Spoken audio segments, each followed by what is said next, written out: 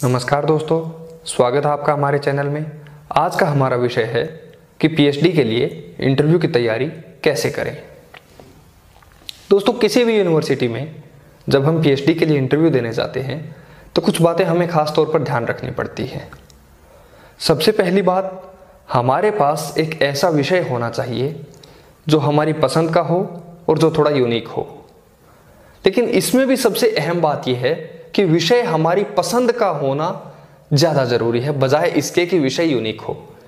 कई बार स्टूडेंट क्या करता है, यूनिक के चक्कर में एक ऐसा विषय उठा लेता है जिसमें उसकी रुचि नहीं है, और ऐसे में क्या होता है कि पैनल के सामने वो अपना विषय डिफेंड नहीं कर पाता और सिलेक्शन से बाहर हो जाता है, सिलेक्शन की दौड़ से बाहर हो जाता है।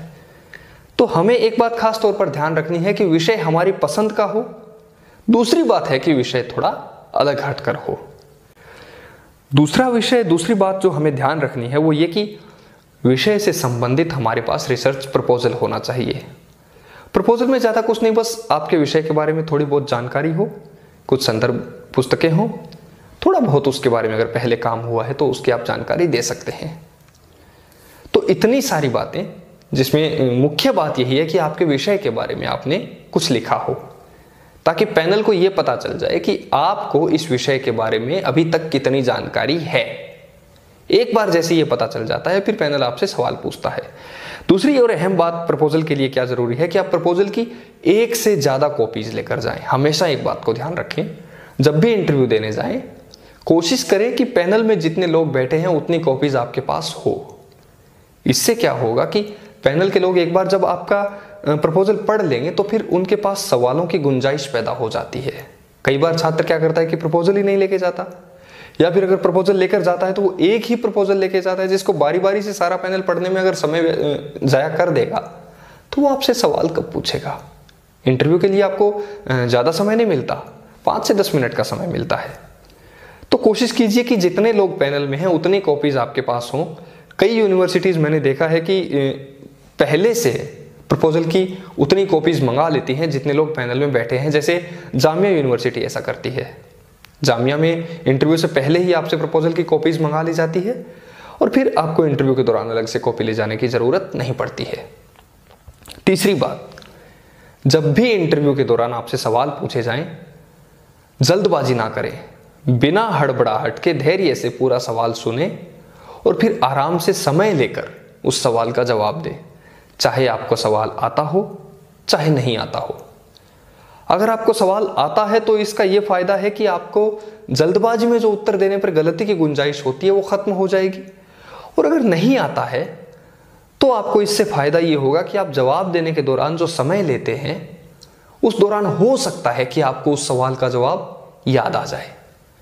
जल्दबाजी में जवाब देने का नुकसान क्या होता है कि कई बार हम क्या करते हैं कि तुरंत सवाल पूछते ही हम उत्तर देने की कोशिश करते हैं, जिससे कि उत्तर के गलत होने की गुंजाइश हो जाती है, हड़बड़ाहट में गलती होने की संभावना पैदा हो जाती है।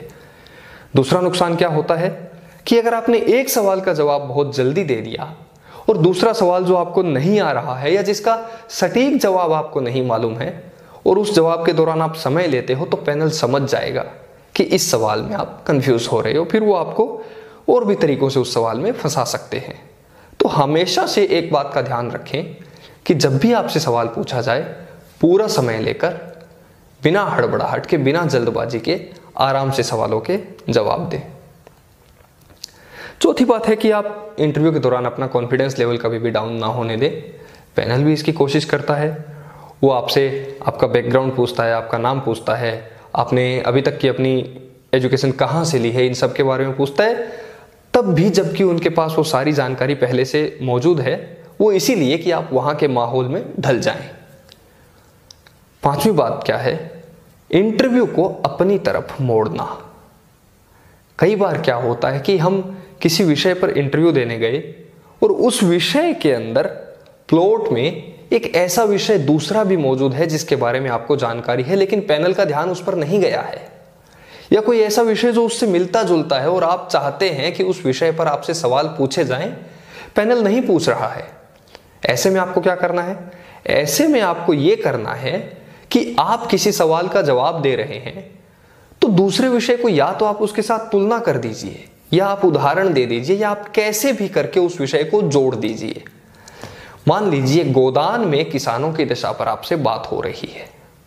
अब आप चाहते हैं कि गोदान के साथ हमसे पूस की रात पर भी बात हो, तो आप क्या करेंगे, गोदान के साथ साथ कहीं से भी एक सामंजस्य बैठाकर, यो भी नहीं कि बात जुड़ भी नहीं और आपने बेवजह बीच में पूस की रात घुसा दी, नहीं ऐसा। या तो आप उदाहरण दीजिए या आप तुलना कीजिए, कैसे भी करके गोदान के साथ पूस की रात का कोई संदर्भ जोड़ दीजिए।